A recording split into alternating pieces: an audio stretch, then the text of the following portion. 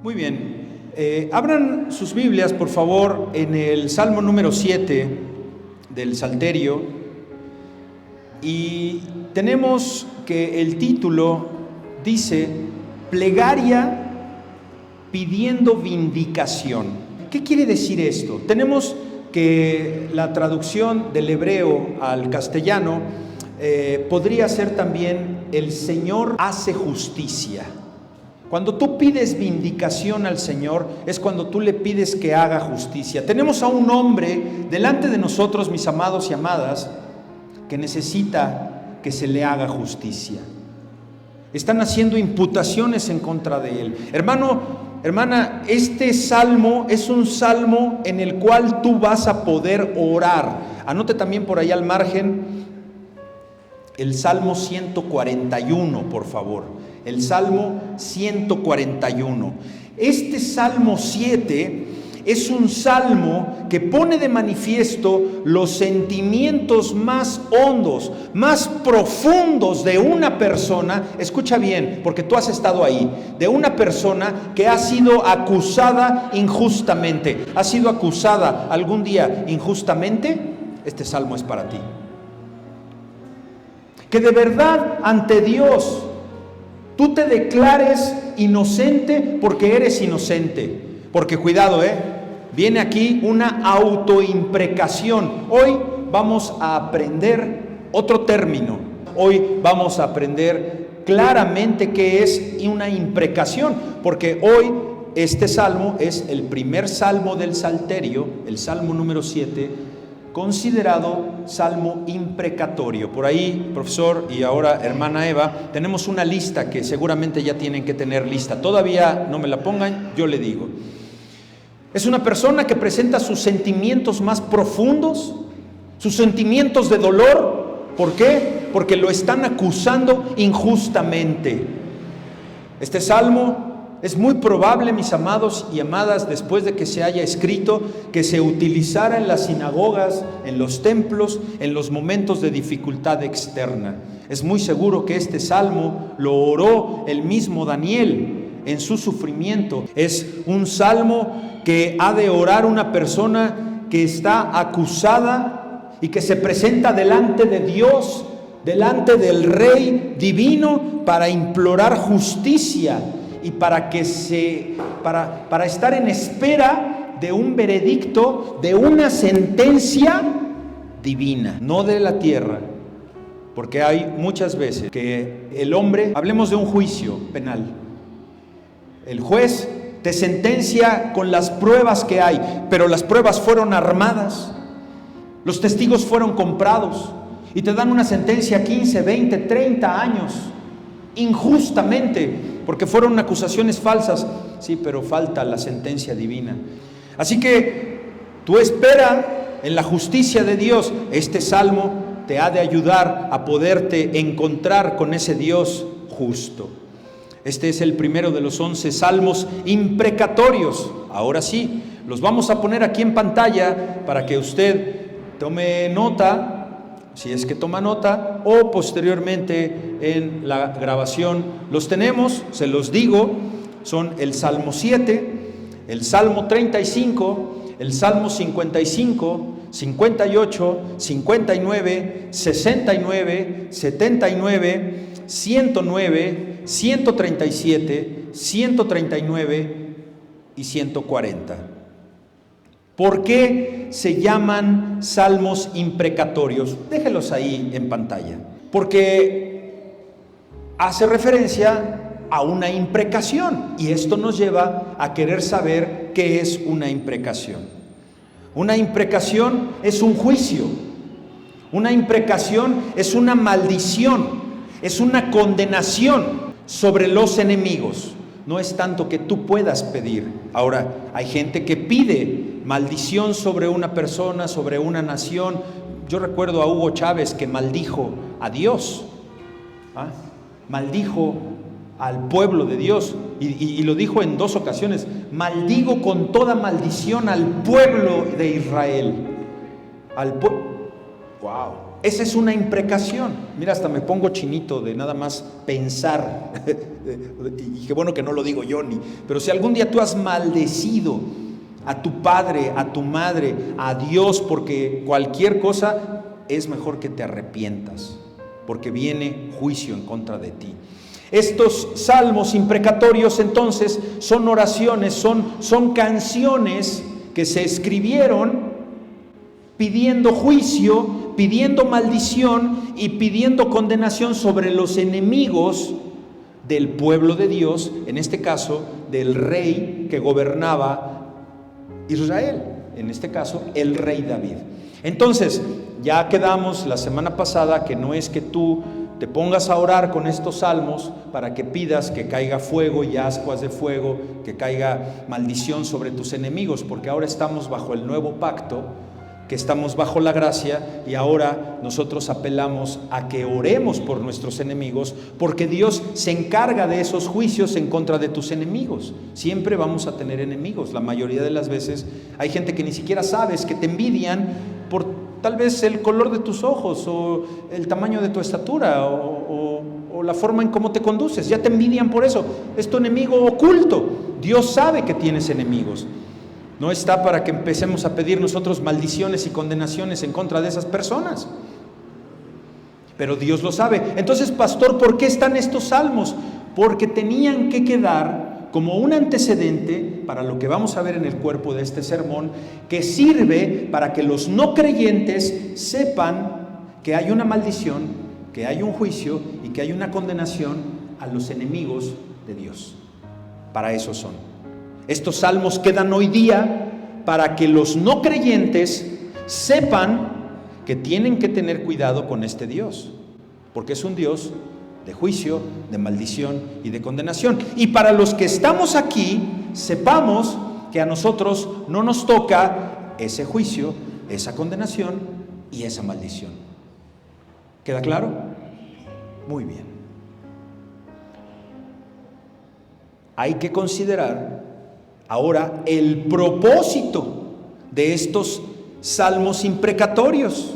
Repito, para efectos pedagógicos. Hay que considerar el propósito de estos salmos imprecatorios, de estas imprecaciones. ¿Cuál es el propósito de estas que son maldiciones, juicios y condenaciones? ¿Cuál es el propósito? Número 1, demostrar el juicio justo y sano de Dios para con los malos. Esto sucede a los malos, a los pecadores. Número 2, estas imprecaciones que tú ves en todos estos salmos que traen maldición y juicio, es muy importante que nosotros lo sepamos para demostrar a los no creyentes y a los creyentes que nosotros sepamos la autoridad de Dios sobre el mal. El mal no prospera. El maligno cree que prospera en contra tuya, pero no va a prosperar.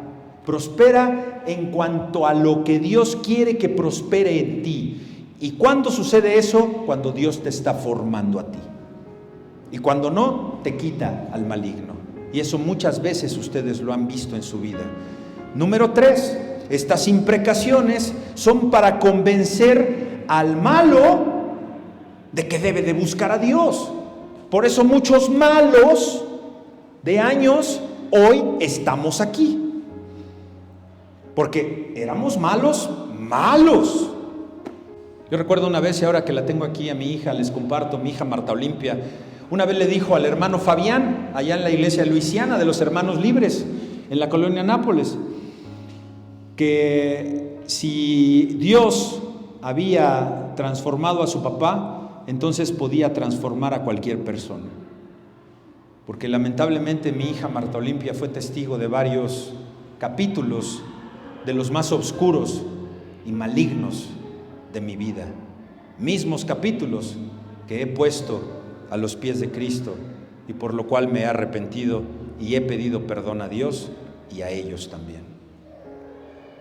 Número 4, ¿para qué hemos de considerar estas imprecaciones? Para hacer que el justo alabemos a Dios. ¿De qué? De que tú alabas a Dios, de que tú siendo justo delante de Dios, por su justicia, por tu arrepentimiento, pues no te llegan estas imprecaciones.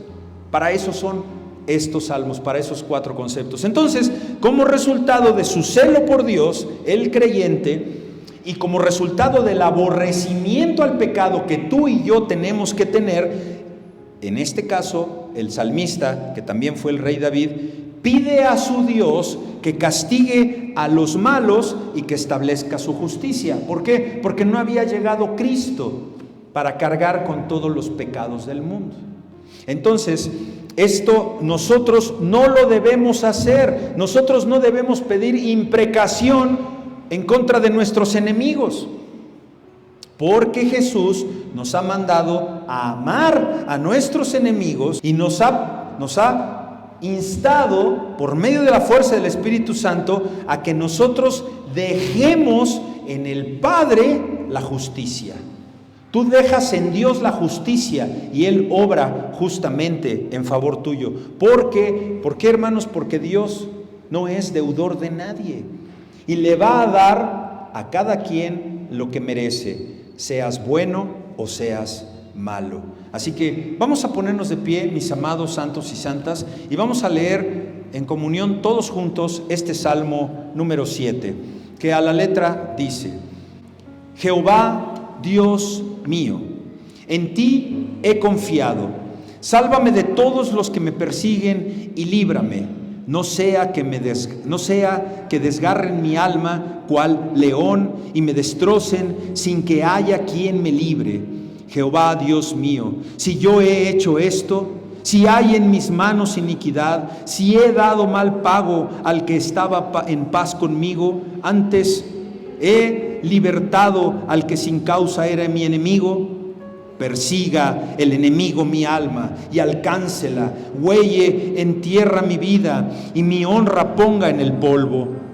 Levántate, oh Jehová, en tu ira, álzate en contra de la furia de mis angustiadores y despiértate en favor mío, y despierta en favor mío el juicio que mandaste. Te rodeará congregación de pueblos y sobre ella vuélvete a sentar en alto. Jehová juzgará a los pueblos. Júzgame, oh Jehová, conforme a mi justicia y conforme a mi integridad. Fenezca ahora la maldad de los inicuos, mas establece tú al justo.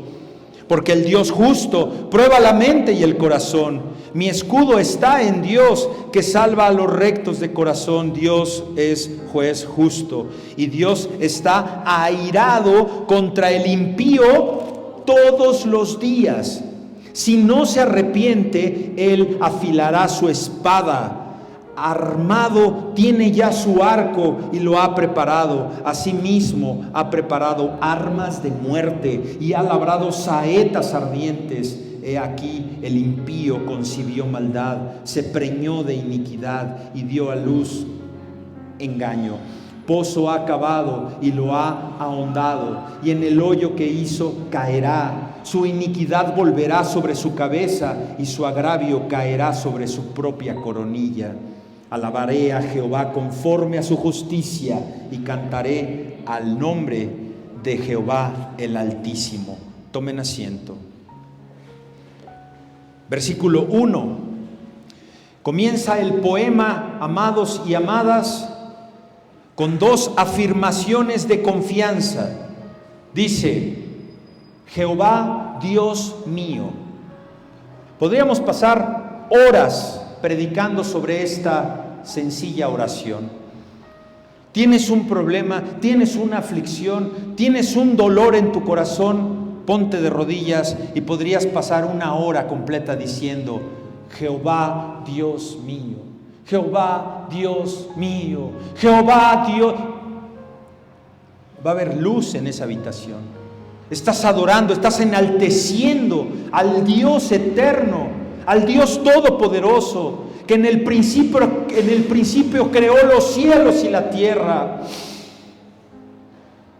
Estás entregando una afirmación de seguridad con esas 3 palabras. Esta primera declaración clama por liberación. Y en la segunda, en el versículo 3, se declara su inocencia de juramento. De versículo 3, Jehová Dios mío, si yo he hecho esto, si hay en mis manos iniquidad. Hermano, fíjate bien lo que está diciendo. Está proclamando una autoimprecación. Está diciendo: Señor, yo soy inocente. Versículo 1, Jehová Dios mío, en ti he confiado, sálvame de todos los que me persiguen y líbrame. Pero Señor, versículo 3, si yo he hecho esto, si hay en mis manos iniquidad, si yo he hecho este pecado, y luego viene ahí todo el juicio que ahorita vamos a comenzar, porque se sabe inocente, santos y santas.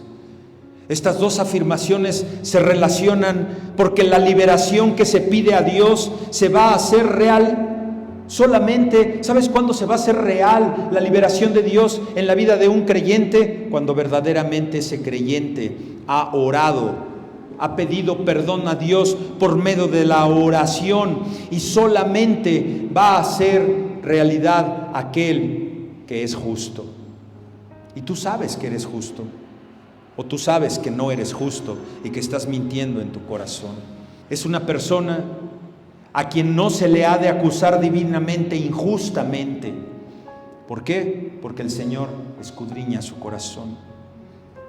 Por su alusión a David en el título hebreo, si ve usted en el cabezal del título del Salmo, dice plegaria pidiendo vindicación. Sigaión, ¿ya lo vio ahí? Sigaión, ¿de quién? Sigaión. Ahorita vamos a ver el significado de la palabra sigaión. De David, que cantó a Jehová acerca de las palabras de quién. Dice ahí, de Cus, hijo de Benjamita. Por esa afirmación que viene ahí, por esa alusión a David, se ha relacionado este salmo, esta letra del Salterio, con oraciones reales que se hacían en los momentos de que había crisis nacional. Es por eso que hoy este salmo nos ha de fortalecer en casa, y para que oremos por nuestra nación, por nuestros pueblos, por las comunidades que nosotros amamos. Y cuando hace referencia a Cus, hijo de Benjamín, en el título hebreo, miren, es muy difícil y hay un estudio al respecto que se descifre, que se comprenda quién es ese Cus, hijo de Benjamín, porque en las escrituras no se supo más de este personaje Cus, descendiente de la tribu de Benjamín, pero sí sabemos por medio de los estudios también cruzados qué momento, y eso es algo que ha estado distinguiendo esta serie de salmos, porque estamos poniendo el tiempo en cronología, qué sucedía en el tiempo en que David pasó esto que sucedió, y esto sucedió en un hecho que está documentado en el segundo libro de Samuel, en el capítulo 16, versículos 5 y 8. Si gusta nada más poner como una nota, ponga una nota, el libro, segundo libro de Samuel, capítulo 16, versículos del 5 al 8. Más adelante los vamos a leer y vamos a ver de qué se trata la historia. Entonces, ahí nos vamos a dar cuenta de qué benjamita se trataba. Ahora, puede ser que el editor, porque este salmo, cuando se escribió, tuvo un redactor, tuvo un editor, que haya puesto que este salmo lo escribió David, que es un canto, Siagón, ahorita vamos a ver qué es Sigaión, ¿verdad? Un descendiente de Benjamín, que ese editor conocía, que la tradición de año en año, de generación en generación, le había dado a ese editor el conocimiento de quién era ese David, ese Cus, descendiente de Benjamín. Eso se perdió. ¿Y por qué se perdió? Porque fue por medio de la tradición no escrita. Entonces hoy no lo tenemos. ¿Eso es relevante? Pues no tanto, porque tenemos que de los benjamitas salió quien más adelante vamos a ver que era quien increpaba en este momento a David, que pudo haber sido familiar de Cus. Y ahorita vamos a verlo en la escritura claramente quién era. De hecho, estaba apedreando al rey David y era un descendiente de Benjamín. Como descendiente de Benjamín tenemos a Saúl, ¿verdad? Que muchos seguidores de Saúl siguieron siendo enemigos del rey David, a pesar de que David tuvo misericordia a la casa de Saúl. Amén. ¿Vamos bien? Muy bien, esto es un contexto histórico. Sigaión, la palabra Sigaión que ve usted ahí en el título de su salmo. Recuerda usted que en el Salmo 6 vimos, ahí lo tiene usted en su Biblia, al músico principal en Neguinot, ¿recuerda? ¿Verdad? Neguinot, ¿qué es Neguinot? Son flautas. O sea, el Salmo número 6 fue escrito básicamente para flautas sobre seminit, dice ahí adelante en el subtítulo, flautas sobre seminit. O sea que las flautas iban a predominar sobre el toque de instrumentos de 8 cuerdas que son los seminit, ¿verdad? Igual en el Salmo número 4 tenemos al músico principal sobre Neguinot, sobre flautas. ¿Sí? Igual el 5 al músico principal sobre Negilot es lo mismo, flautas. Aquí en el Salmo 7 tenemos Sagión, ¿sí? Que pudiera ser una canción llena de emoción. Un Sagión de David es un canto de exaltación extrema, es un Sagión, es un momento de dolor, de exaltación. Puede ser cualquiera de las emociones, de emoción de tristeza, de emoción de júbilo, de emoción de dolor. Entonces es un Sagión de David que cantó a Jehová acerca de las palabras de Cus, hijo de Benjamita. Este término Sagión es un término traducido comúnmente por los estudiosos del Antiguo Testamento como una lamentación. Entonces es una lamentación de David, ¿verdad? Que puede ser también de exclamación, que puede ser también de gozo, pero en este caso pues no podemos decir que es de gozo porque está siendo perseguido injustamente, porque incluso el mismo rey David, hermano, está haciendo lo que tú hazlo eso un día. A ver, tú te confrontas delante del Señor y dile, a ver, Señor, tú sabes que yo soy inocente. Castígame con juicio divino si yo soy culpable. A ver, hazlo. Eso está haciendo David. Por eso asumimos que esto es más que una lamentación, que una exaltación de gozo, de júbilo. Sagión. Entonces, se trata de un canto sagrado. Cada vez que tú veas eso en un título de los Salmos, es un canto sagrado. Digo, para que sepamos, porque cuántos años hemos andado en la iglesia y no sabemos qué significan esas palabras, ¿no? Es un canto sagrado y en este caso narra lo que pasó con un benjamita, ¿no? Ahorita vamos a entrar. La estructura de este salmo se puede describir en 5 estrofas. Por eso les voy a suplicar que vayamos dividiendo, porque la primera estrofa es el versículo 1 y el 2, la segunda estrofa es el versículo 3 al 5,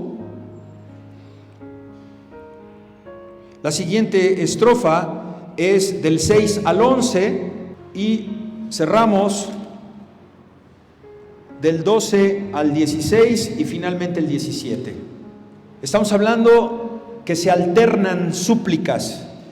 Vienen súplicas, luego viene una autoimprecación, luego viene, Señor, pues dales esto porque tú eres un juez santo, pero ¿qué merece un culpable? Pues merece esto. Así va llevando el salmo, va llevando estas declaraciones de inocencia en contra de las acusaciones falsas que están haciendo sus adversarios, y está describiendo en este salmo a una persona mala, a una persona malvada. ¿Y quién es una persona malvada en el contexto de este salmo? Oye, pues alguien que declara falsamente en tu contra, ¿no?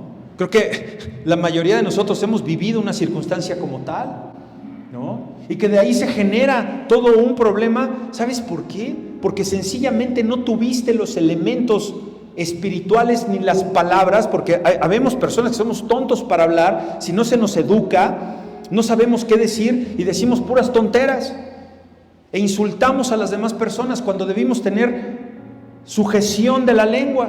Se nos olvidó el capítulo 3 de nuestro querido Santiago, ¿verdad? Y quien no tiene dominio de propio, quien no tiene dominio de la lengua, pues tampoco tiene sabiduría, porque el que tiene sabiduría tiene dominio de la lengua. ¿Y quién tiene dominio de la lengua? Quien conoce la Escritura. ¿Y quién conoce la Escritura? Quien la lee. Si no la lees, pues todo lo demás lo puedes olvidar. Y muchas veces por eso estamos como estamos. Versículo 1 al 2 está invocando al Señor. Es la primera afirmación del Salmo que es de seguridad. Como les dije, pásate, mire, váyase tranquilo, orando 5 minutos con la primer parte de este Salmo. Jehová, Dios mío, en ti he confiado. Jehová, Dios mío, en ti he confiado. Y lo empiezas a decir, lo empiezas a orar en diferentes tonos, en diferentes formas, y vas a ver cómo la luz inunda esa habitación. Y cómo te va a ir llegando palabra, y cómo te va a ir llegando paz, y te van a ir saliendo todos los problemas y todas las broncas que tienes en tu vida, porque así le pasó a David. Porque ¿quién era David? Pues era el ungido de Dios. Era aquel hombre conforme al corazón de Jehová. Hay esperanza, hay seguridad. Y esto lo hace ante la persecución. Lo hace delante de una crisis, delante de una injusticia. Entonces aquí el salmista reconoce que su salvación proviene de Dios. Y que su salvación proviene de Dios. ¿Y quién le dio quién se lo va a llevar a esa salvación? Dios mismo. Como decir, me va a salvar de mis enemigos, me va a salvar de mis angustiadores, me va a salvar del ánimo que quiero yo seguirme drogando, del ánimo que quiero yo seguir haciendo determinada cosa que sé que me está afectando. Bueno, ¿cómo lo vas a hacer? No en tus fuerzas, en las fuerzas de aquel que da salvación. ¿Quién es? Jehová, a través de Jesucristo.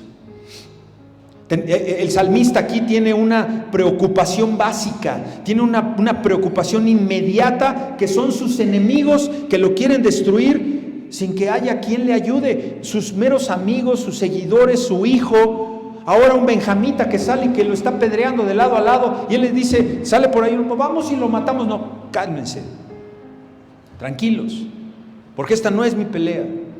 Porque yo ya oré al Señor, porque Él va a pelear todas estas peleas por mí, Él los va a destruir. Y no necesito yo mancharme las manos de sangre, como muchas veces nos hemos manchado nosotros. Y que el resultado ha sido como lo que le pasó a Pablo, cuando los hermanos, cuando el testimonio le decía, no vayas a Jerusalén. Y él fue. ¿Qué pasó? Se fue preso. Lo golpearon y jamás volvió a tener su libertad. Pero a pesar de eso, Dios lo usó grandemente. Jesús siguió dirigiéndolo, como te ha de seguir dirigiendo a ti. Pero preso, divorciado, divorciada, con una enfermedad que puedes evitar con simplemente cambiar ciertos hábitos. La imagen de alma desgarrada, versículo 2, dice aquí, vea usted una imagen, dice, no sea que desgarren. O sea, imagínate, tú ves unas garras de un león así haciéndole a una toga, a un vestido. No sea que desgarren mi alma, así mi alma cual león, y me destrocen. ¿Quiénes? Mis enemigos, sin que haya quien me libre. Está poniendo en clara evidencia la naturaleza de la dificultad que está viviendo. Está poniendo en evidencia la intensidad del problema. Está narrándonos la violencia. Hermano, no es fácil que te ataque un león, Si cuando se te echa un perro, imagínate. Ese es un acto de violencia grande. ¿Y qué hace el salmista? Se siente impotente, se siente que esas acusaciones a las cuales está siendo sometido ya no puede más, ya no puede. Como cuando ya la autoridad no te escucha, como cuando ya no hay nadie a tu favor. ¿Qué hace? Y espera y demanda. ¿Le has demandado algo a Dios? ¿Has clamado a Dios? ¿No lo has dejado? ¿Has peleado con Dios por tu milagro? Como peleó aquel que incluso fue lesionado en un muslo, dejándolo cojo de por vida, ¿así peleas tú por tu milagro? Bueno, hoy David está peleando, está demandando a Dios una intervención divina para resolver su problema. ¿Y qué nos dice la historia? Porque usted ya tiene la serie completa aquí. Repito, no va a esperar a que un escritor termine la siguiente temporada y espere usted un año para ver. A usted basta con que vea la historia. ¿Y qué sucedió? Que el Señor respondió. Así va a responder contigo. Tenemos esta referencia del león porque es parte también del estilo literario de los Salmos, como lo hemos estado viendo en varias ocasiones. Está, fíjate, pero quisiera yo puntualizar por qué dice de león. Vamos preparando el Salmo 19:15, porque en el Antiguo Testamento se relacionaban a los animales fieros con los enemigos, ¿sí? Entonces tenemos que, si se comparaba una dificultad con leones, con osos, con dragones, incluso con animales salvajes, eran ejemplos claros de las dificultades contra los enemigos. Dice el Salmo 19:15, Salmo 9, discúlpenme, Salmo 9:15, se hundieron las naciones en el hoyo que hicieron. Qué cierta es la palabra. Hermano, hermana, tu vida se está hundiendo probablemente por el hoyo que tú misma cavaste. Es la ilustración de cómo se cazaba a los animales con redes, de cómo se ponían redes y trampas en el bosque a los animales. Ten cuidado, porque esas redes y esas trampas van a ser para que tú o los tuyos caigan. Quítalas. Y depende de Dios. Y en la segunda parte, en la red que escondieron fue tomado su pie. Hay veces que se nos olvida incluso lo que hicimos en contra de un enemigo, que es lo que es usado en contra tuya. Salmo 31:4 dice también como ilustración: sácame de la red que han escondido para mí, pues tú eres mi refugio. También los enemigos se han llegado a relacionar como los ejércitos que atacan. Versículo 3 al 5, amados, se refiere a las calumnias. Aquí vamos a ver qué está sucediendo, de aquí vamos a viajar. Vaya preparando Segunda de Samuel, por favor, capítulo 16, versículo 5 en adelante. Estas son las calumnias, estas son las infamias, estas son las mentiras que se están diciendo en contra del salmista, y que hizo un benjamita en contra de David. ¿Quién fue este benjamita? Simeí. Aquí lo vamos a ver. Segunda de Samuel, capítulo 16, versículo 5. Y vino, ¿ya vieron quién? El rey. Y vino el rey David. Ok, esto que vamos a leer a continuación es lo que está narrando en oración. Este es el suceso histórico. Lo que vamos a leer del versículo 7 al versículo 8 es el contexto histórico para que llegue un hombre afligido, dolido y en desesperanza a orar y a dejarnos este maravilloso Salmo 7.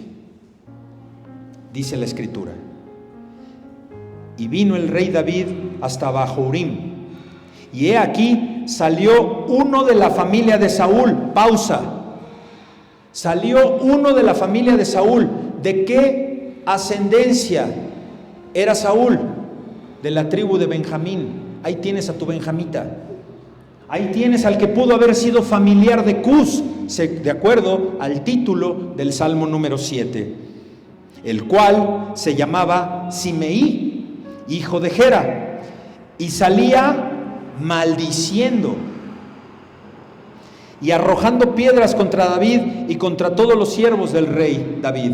Y todo el pueblo y todos los hombres valientes estaban a su derecha y a su izquierda. Y decía Simeí maldiciéndole: fuera, fuera, hombre sanguinario y perverso. Jehová te ha dado el pago de toda la sangre de la casa de Saúl, en lugar del cual tú has reinado. Y Jehová ha entregado el reino en mano de tu hijo Absalón, y hete aquí sorprendido en tu maldad, porque eres hombre sanguinario. Ahí está la acusación. Es falsa, y tan falsa es que su hijo Absalón no tuvo el poder del reino de David.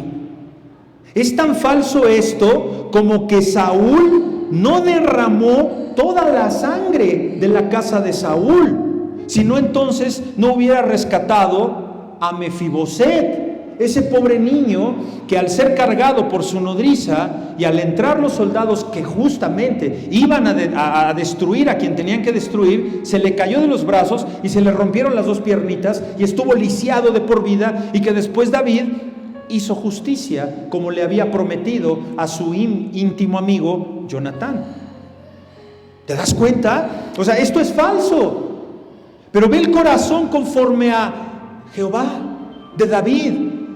Solamente un hombre que tiene el corazón conforme al de Dios tiene ese dolor, porque tal vez tú y yo, pues que digan misa y que digan lo que quieran allá fuera de mí. No, hermano, porque él era un hombre que esto le afectaba porque no era cierto. Y eso ahora nosotros lo llevamos a un plano de nuestras necesidades y de lo que nosotros queremos que haga Dios delante de nosotros, pero que verdaderamente nosotros no lo hicimos, porque David no derramó toda la sangre de la casa de Saúl. Era falso. Como tan falsas son acusaciones que luego hay en contra de nosotros, y que tú te embarcas y que demandas y que haces. A ver, tú deja que Dios lo arregle. Ahora, Dios puso las instituciones legales para también defendernos, porque Él puso a los jueces y magistrados. O sea que cristiano, cristiana, hermanos que nos están siguiendo en las transmisiones, no le tema a un proceso judicial en contra de una persona, y más cuando no son creyentes. Porque si son creyentes, primero vean si lo pueden arreglar entre ustedes. Vayan con sus pastores si es que son de iglesias diferentes. O si son de la misma iglesia, van con su pastor. Y si todavía después de eso no hay una solución, hermano, vas a los tribunales. Y el Señor responde: hete aquí, sorprendido en tu maldad. Pues no, o sea, a ver, mi pecado que cometí de haber sido homicida, de haber sido adúltero, de haber abusado de esta mujer Betsabé, ya quedó limpio, ya quedé confeso. O sea, tan es así que la criatura murió. Qué mayor dolor, qué mayor pago de que se le muera el hijo amado. ¿Y qué hizo Dios? ¿No lo perdonó? Como no me digas que no lo perdonó. ¿A quién le dio por siguiente hijo que fue el futuro rey, a quien le dio la promesa de poder terminar el templo? ¿Y quién fue la mamá? Pues fue la misma con quien hizo el pecado. O sea, este amigo, este Simeí, está completamente equivocado. Está movido por un espíritu diabólico que está confabulando en contra del ungido de Dios. Lo está atacando sin tener, pues o sea, es de puros habladas, ¿no? No te enfrasques, hermano, hermana. Y estoy dando aplicación, estoy yendo de la exposición de la palabra, estoy dándola, estoy explicando, estoy exhortando, pero también la estoy aplicando. Para que vaya usted teniendo ese sazón, ese sabor de la palabra de Dios, que te ha de dejar tranquilo, que te ha de sacar lleno de este lugar, con ganas de regresar y traer a más gente para que conozca lo mismo que tú. Que te quieras la semana que entra con todo ese gozo meterte a las aguas bautismales y decir: heme aquí, Señor, yo soy inocente. Yo me entrego a ti, doy testimonio público de mi inocencia, y por eso me bautizo en el nombre del Padre y del Hijo y del Espíritu Santo. Y no lo hago como lo hace la Iglesia Católica o como lo hacen los presbiterianos por aspersión, lo hago por inmersión, como tú lo hiciste, Jesús amado. Y desciendes a las aguas, y cuando salgas vas a ser nuevo. Las cosas cambian. Las cosas cambian. Versículo 3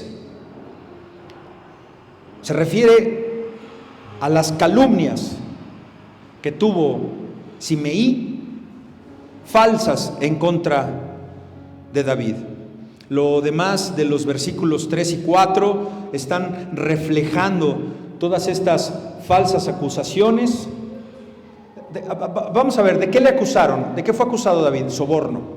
En esto que leímos, fue acusado de soborno.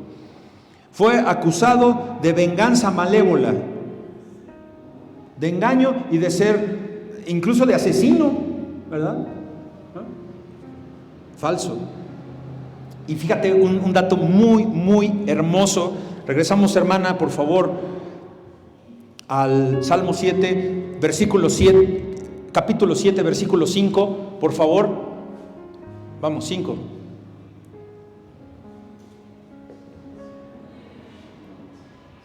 Esta palabra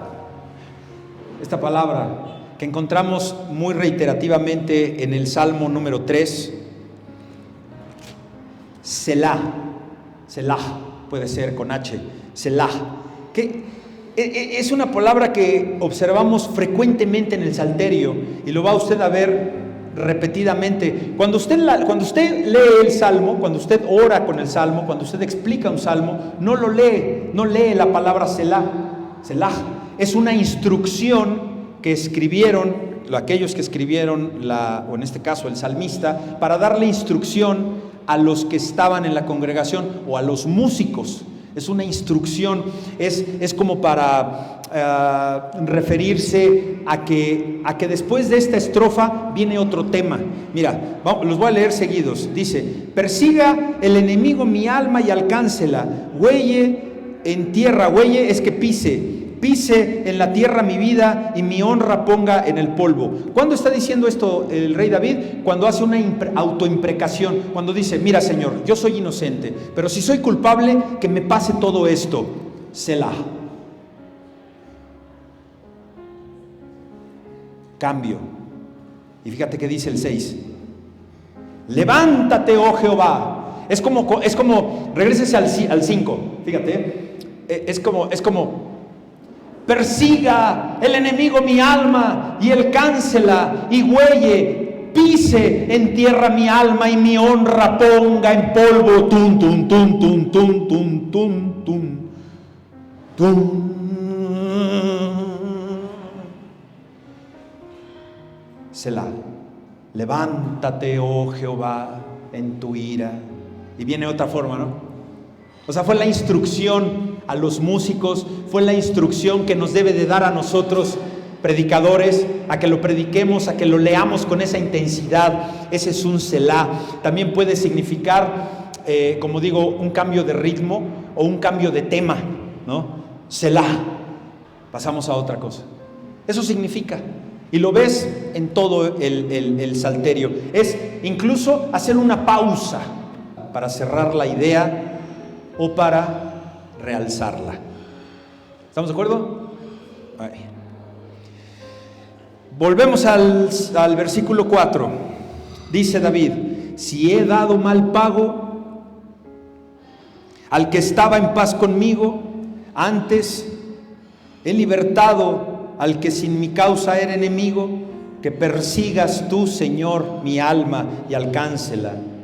Huelle en la tierra mi vida y mi honra ponga en polvo. Hermano, este es una imprecación, una maldición, una condenación que son prueba de que el salmista es inocente. ¿Te atreverías tú a orar delante de Dios de esa manera? Ojalá que sí. Porque si no, entonces confiesa el pecado. O sea, para todos hay en la palabra de Dios. Es que, pastor, sí soy culpable. Pues entonces declárate culpable. Es que, pastor, soy inocente. Pues declárate inocente y a ver, dile: Señor, júzgame. Señor, condéname. Por eso la confesión no es con el hombre. Porque si no, entonces el hombre te dice: ya ve, no, que muy inocente, y a ver que le caiga el juicio. Pues no, pastor, porque sí. Entonces el Señor siempre lo deja en la intimidad del cuarto de oración. Por eso es tan importante que sigamos con esa intimidad con el Señor. Versículos 6 al 11, tenemos el juramento. Ahí póngale una nota, ahí póngale del 6 y le hace así en su Biblia. Dice, juramento de David que se torna en una invitación. Porque ante las injusticias de sus acusadores está reclámale a Dios su bendición. Está reclamando la manifestación de la ira divina que ha de caer en contra de sus enemigos. Eso es lo que el pueblo de fuera, los no creyentes, tienen que entender, que tenemos un Dios de ira, que tenemos un Dios bueno, que se enoja, pero que castiga la maldad. Tú no le tengas miedo a la autoridad si no la infringes, a la ley si no la infringes. Tenle miedo a la autoridad si violaste la ley. Tenle miedo a tus papás si dijiste mentiras. Tenle miedo a tu esposa si hiciste una infidelidad, si sabes que en tu celular hay una imagen inapropiada, pues tenle miedo. Ahora, ¿no quieres tener miedo? Pues no hagas cosas indebidas, ¿verdad? Eso es lo que nos está diciendo aquí, que reclamemos esa manifestación de Dios. Tenemos al rey David consciente, como debemos estar conscientes de nuestra inocencia o conscientes de nuestra culpabilidad. ¿Y quién lo sabe eso? Solo usted y su corazón. Que no estemos pidiendo a otra gente que nos diga lo que queremos escuchar, porque muchas veces agarramos a la persona que tiene más concordancia con nuestros pensamientos. Dice, ¿verdad que no soy tan malo? No, pásame otra cubita, carnal. A ver, pásame otra. ¿Verdad que no soy tan chismosa? No. Y están en esa aborigen, están en ese grupo, ¿no? ¿Verdad que hice bien en mandarlo a la fregada? Sí, comadrita, sí, claro que sí. Porque la comadrita todo el mundo manda a la fregada. Y unas palabrotas de este tamaño, ¿verdad? El salmista está enfatizando el pedido con 4 verbos. Tenemos en el... esto es muy interesante porque tenemos en el Salmo 6, versículo 6. Dice, primer verbo, levántate, ¿sí? Luego dice, en tu ira, álzate. Entonces, levántate, álzate contra la furia de mis enemigos.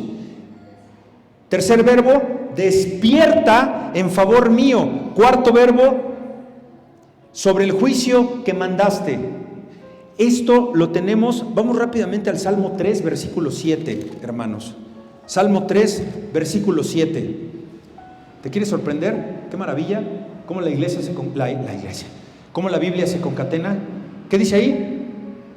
Levántate, Jehová, sálvame, Dios mío, porque tú heriste todos mis enemigos en la mejilla, los dientes de los perversos. 8. Las salvaciones de Jehová sobre tu pueblo, sea tu bendición. ¿Qué va a ser cuando sea sobre tu pueblo la bendición? Que Jehová va a despertar en su pueblo. Jehová ha despertado en esta hermosa congregación desde hace 5 años que nos llamamos valientes a los pies de Cristo. Y muchos han abandonado y muchas se han ido. ¿Por qué? Porque es normal. Pero el ministerio sigue, aunque el ministro no sea el mismo. Usted, hermana, siga en el ministerio, pero no sigas al ministro. Amén. No me siga a mí, que soy el ministro. Siga a lo que yo represento aquí, que los platos rotos yo los pago delante del Señor.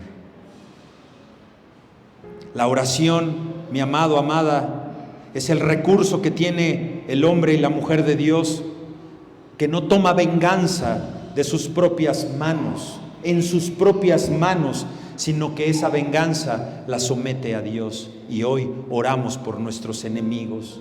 Versículo 10 y 11. Dios es justo. ¿Recuerdas que lo predicamos recientemente?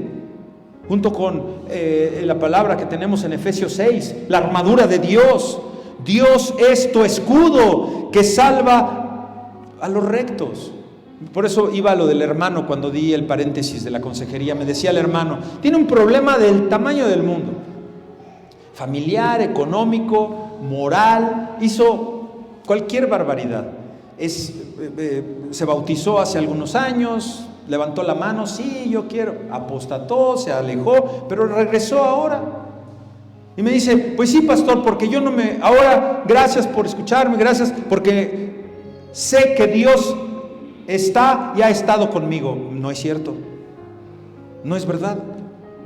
O sea, no, Dios no puede estar con un hombre que maldice, con una mujer que miente, con un hombre que ve pornografía, con alguien que hace lo indebido a sabiendas. Claro que sí, lo haces porque se te chispotea y porque pecas, pero no a sabiendas, no queriendo hacerlo. O sea, Dios no está ahí porque no puede salir agua dulce de una misma fuente donde sale agua amarga. El agua dulce no puede salir de otra fuente donde sale agua salada. No. Entonces no creas que Dios está contigo, no creas que tu oración ni siquiera llega aquí al techo, al foco. Le dije una vez a un hermano, le digo, hermano, no crea que su oración llega al foco que su casa le dejaron, si es que le dejaron focos.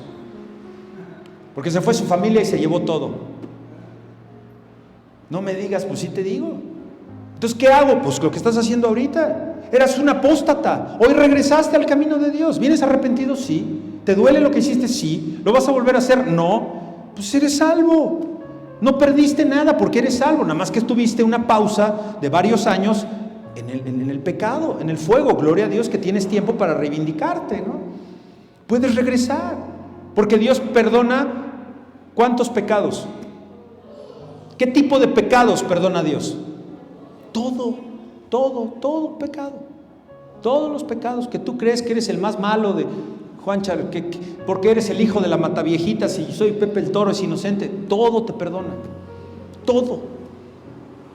Entonces no confundamos que Dios va a estar con una persona que no está en santidad. O sea, a partir de que tú dices, Señor, perdóname, y que estás batallando con ese pecado, porque yo sé que muchos y muchas de ustedes batallan con las groserías, con las maldiciones, incluso hasta por donde te relacionas, tu trabajo, todo, o sea, es normal, ¿sabes? Pero si tú dices, Señor, quítame lo pelado, quítame lo grosero, o sea, si tú se lo pides verdaderamente, te va a ayudar a que te lo quite, y vas a ver que vas a sentir feo ya de decirlas. Y el siguiente paso es que la digas menos. Y el tercer paso es que te ofendas cuando otra persona lo dice. Y el siguiente paso es que ya no las digas. Así se dejan los pecados, hermanos. O sea, no es de un día para otro. A veces sí, a veces no. Habemos personas que dejamos el alcohol de un día para otro. Se acabó. Ni anexo, ni AA, ni AAA, ni nada. Hay hombres y mujeres que han entregado a sus ídolos, a sus dioses, a sus brujos, a sus brujas, a sus paleros, de un día a otro. Órale, vámonos, se acabó. Porque yo solo tengo a un Dios. Vámonos. No fueron meses de espera. Ya. Pero hay pecados que no puede uno dejar. El exceso de la comida, el exceso de no dormir o el exceso de dormir. ¿Por qué? Porque te desvelas. Entonces, aquí Dios nos está diciendo que Él es justo. Versículo 10 y 11. ¿A quiénes? Pero por favor, subráyelo. El 10, hermana, por favor. ¿A quién salva? Pues que Dios te halle justo. Que quieras tú ser justo. Y versículo 11, otra vez. Nuevamente, yo soy justo, Dios es justo y Dios está airado. ¿No entiendes la palabra airado? Enojado. ¿Contra quién? Contra los malos, contra los impíos. Entonces, contra tus enemigos que son malos, que te injurian falsamente, mira, gloria a Dios. Tu Dios está enojado contra ellos. ¿Qué más quieres? ¿Qué más quieres? Versículo 12 al 16, tenemos aquí las consecuencias del pecado. Dios quiere que te arrepientas, Dios quiere que haya arrepentimiento, porque esto va a cambiar el rumbo de todo lo que va a seguir en la vida.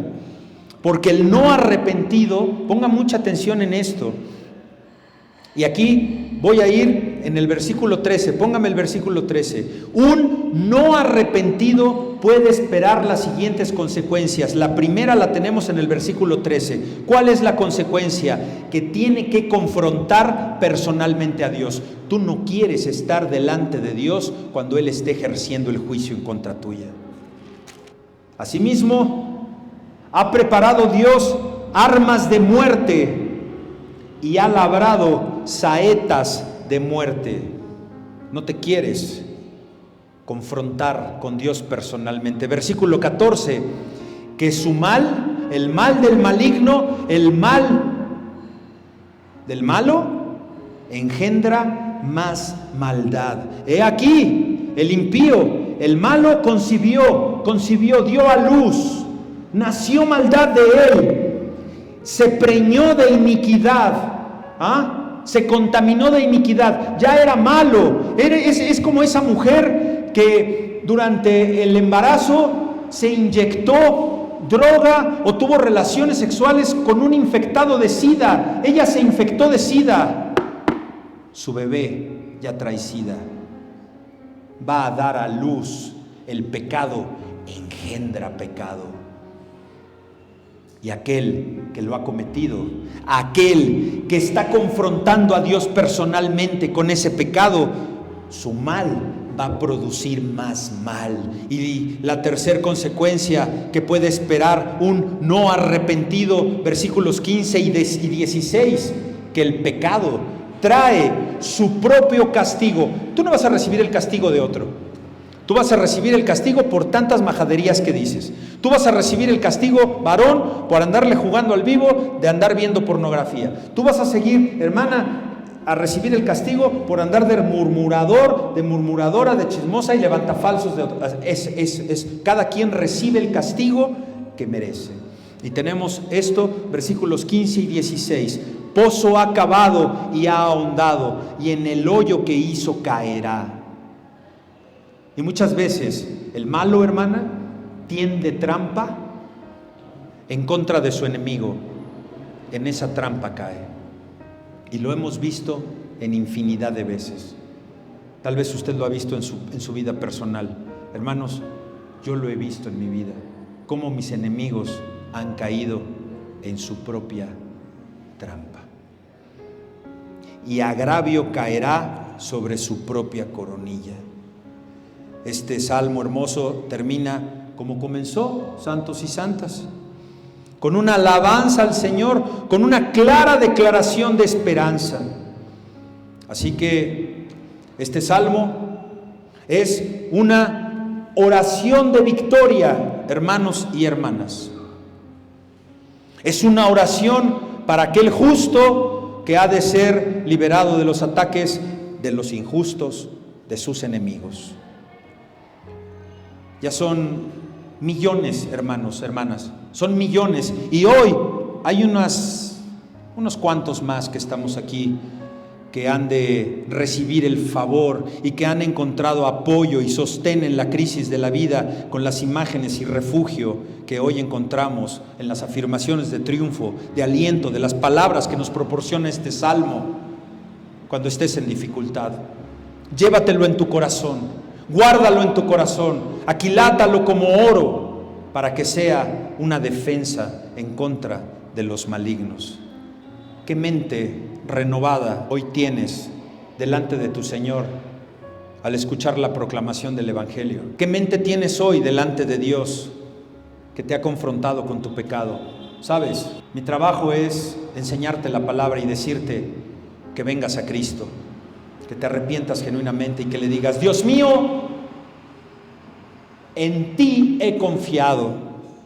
Tú eres mi salvación, hermano, hermana. Es que es razonable confiar en Dios, no en tus fuerzas.